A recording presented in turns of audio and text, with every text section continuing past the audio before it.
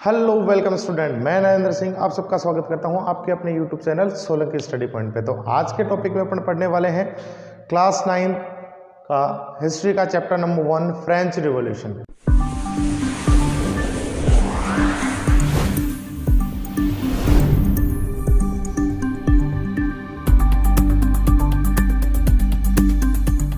तो स्टार्ट करते हैं फ्रेंच रिवॉल्यूशन। तो फ्रेंच रिवॉल्यूशन के बारे में आपको सबसे पहले बता दूं कि फ्रेंच जब रिवॉल्यूशन हुआ उस समय फ्रेंच के अंदर जो मोनार्की सिस्टम था। मोनार्की सिस्टम था यानी वहां पे डेमोक्रेटिक नहीं था, डेमोक्रेसी नहीं थी, ना वो रिपब्लिक थे। मोनार्की वहां यानी कि जो सुपीरियर होता था वो वहां का किंग होता था। और उस समय फ्रांस का जो किंग था वो कौन सी फैमिली से था? वो आपके था बॉर्बन फैमिली से। ठीक है, बॉर्बन फैमिली का था उस समय जो अपना किंग था। ठीक है, उस किंग का नाम अपना देखें तो उस किंग का नाम था आपके लुईस 16। तो ये जो पूरा का पूरा जो फ्रेंच रिवॉल्यूशन है वो पूरा फ्रेंच रिवॉल्यूशन अपने लुईस 16 के आसपास ही घूमने वाला है। तो स्टार्ट करते हैं।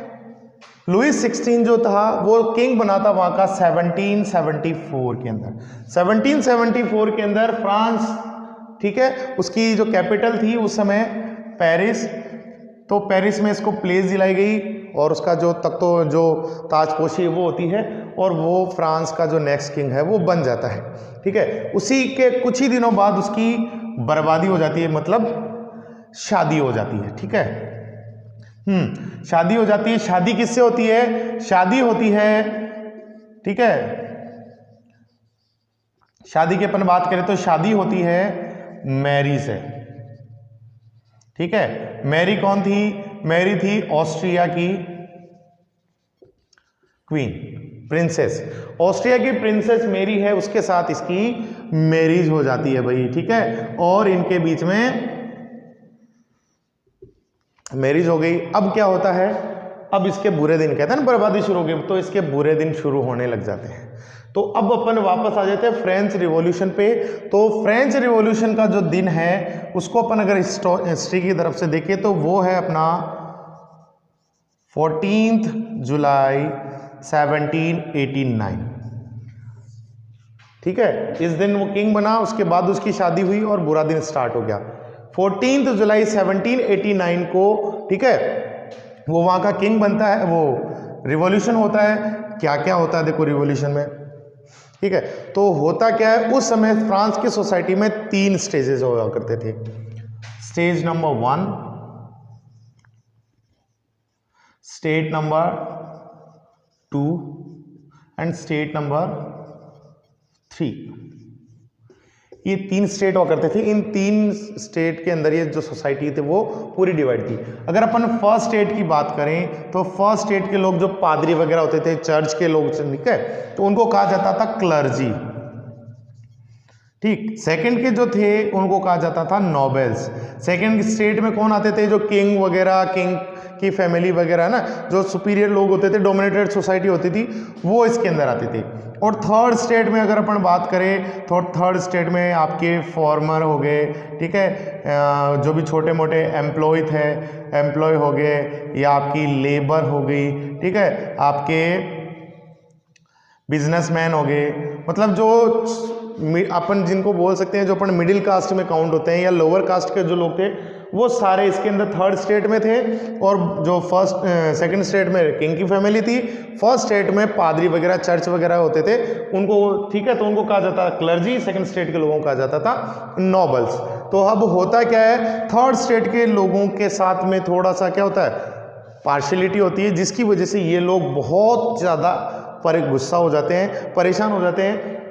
तो फाइनली होता क्या है, हाँ, फ्रांस की जो कैपिटल है पेरिस, वहाँ के अंदर जो है बहुत खतरनाक तरीके से उपद्रव होना शुरू हो जाता है। लगभग अपन बात करें तो लगभग 50,000 के आसपास पीपल वहाँ पे इकट्ठी हो जाती है। ठीक है, और वो लोग करते क्या हैं, ये लोग सारे के सारे मिलकर के क्या होते हैं, लुईस 16 के अगेंस्ट हो जाते हैं और हाउ उल्लड़ मचाना शुरू कर देते हैं। और उस समय जो किंग था उसकी पावर थी, मेन पावर जो थी उसके ऊपर वो जाके क्या कर देते हैं भाई, अटैक कर देते हैं। उस समय उसकी मेन पावर क्या हुआ करती थी, लुईस 16 की मेन पावर होती थी उसकी जेल, उसकी ब्रेस्टली जेल थी, वो जेल उसकी मेन पावर थी, और उस मेन पावर पे ही जाके वो लोग क्या कर देते हैं, अटैक कर देते हैं। ठीक है, उसके अंदर कुछ प्रिजन्स होते हैं, ठीक, उन प्रिजन्स को क्या करते हैं ये लोग, रिलीज कर देते हैं। रिलीज कर दिया, तो अब रिलीज करने के बाद क्या होता है भाई, जब राजा के अगेंस्ट पब्लिक ने हुड़दंग मचा दिया और इनको प्रिजन्स को रिलीज कर दिया, और इसका जो पेरिस जो उसकी कैपिटल थी वहां पे जाके जो है हुड़दंग मचा दिया। ये सारी जो सारी घटना है वो अपनी आती है अपने फ्रेंच रिवॉल्यूशन के अंदर। अब ये सारी चीजें क्यों हुई, ठीक है, और या फिर अपन ये पूछ सकते हैं कि इसके बाद में जो है वो सिचुएशन क्या क्रिएट हुई, क्योंकि अभी अपन हिस्ट्री कभी भी पढ़े तो उनमें दो चीजें आती है, एक तो पास्ट उसका पूछा जाता है कि क्यों हुए, रीजंस उसके पूछे जाते हैं कि ये सारी जो घटना है वो क्यों हुई, ठीक है। दूसरा पूछा जाता है उस रिवॉल्यूशन या जो भी घटना हुई उसके दौरान क्या क्या चीजें हुई, यानी ड्यूरिंग में, ठीक है। एक पूछा जाता है उसके बाद कि जब ये पूरा का पूरा घटना हो गई उसके बाद क्या क्या चेंजेस सोसाइटी में आए। अब बात करते हैं अपन की ये रिवॉल्यूशन हुआ उसके मेन रीजंस क्या क्या थे। ये क्वेश्चन आपके अटेम्प्ट किया जा सकता है एग्जामिनेशन में, तो उसके बारे में बात करेंगे। सबसे पहले बात करते हैं अपने जो किंग था उस समय बourbon डायनेस्टी से लुईस 16।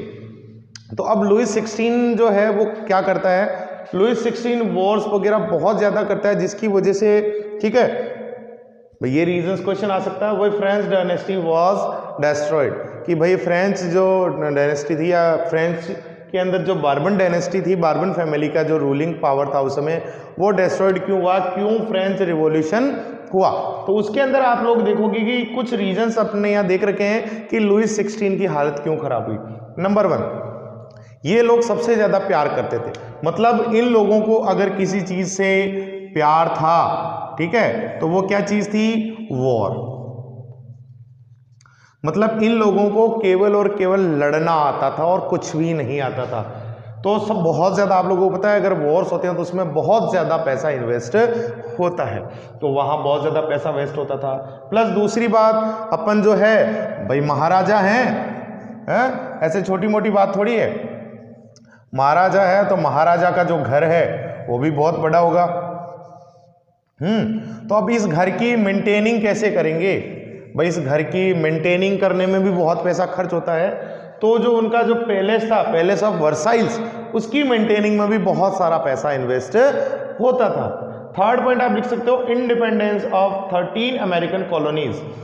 हाँ, अब बात करते हैं भाई होता क्या है कि ब्रिटेन, ठीक है, इनका सबसे बड़ा दुश्मन कौन था, ब्रिटेन। तो ब्रिटेन के अंदर जो ब्रिटेन है वो 13 अमेरिकन कॉलोनीज को अपनी जो है अंडर में ले लेता है, उनको जीत लेता है। लेकिन फिर होता है क्या, लुईस 16 को बहुत जोश आ जाता है कि नहीं भाई ये तू कैसे ले सकता है, ये तो मैं लूंगा, या मतलब इनको मैं आज़ाद करूंगा, तेरे अंडर में नहीं रखूंगा। तो वो क्या करता है, उन 13 अमेरिकन कॉलोनीज को ब्रिटेन से के अगेंस्ट बैटल करके उन लोगों को रिलीज करवा देता, फ्री करवा देता है, इंडिपेंडेंस करवा देता है। अब क्या होता है, अब इन सब में बहुत पैसा खर्च हो जाता है, ठीक है। तो अब भाई आ जाती है नौबत लोन लेने की। तो अब महाराज क्या लेते हैं, इन्वेस्टर्स होते हैं बहुत सारे, उन इन्वेस्टर से क्या लेते हैं भाई, हाँ, लोन ले लेते हैं। अब लोन ले तो दिया, लोन लेने से काम थोड़ी चलेगा, लोन चुकाना भी पड़ता है। अब लोन लिया तो कितने परसेंट पे लिया, 10% इंटरेस्ट, यानी अगर आप 100 रुपीज आपने लिए उससे तो 100 रुपीज में से 10 तो आपको इंटरेस्ट ही पे करना पड़ रहा है, यानी 100 का 110 रुपीज उसको पर मंथ देना पड़ रहा था।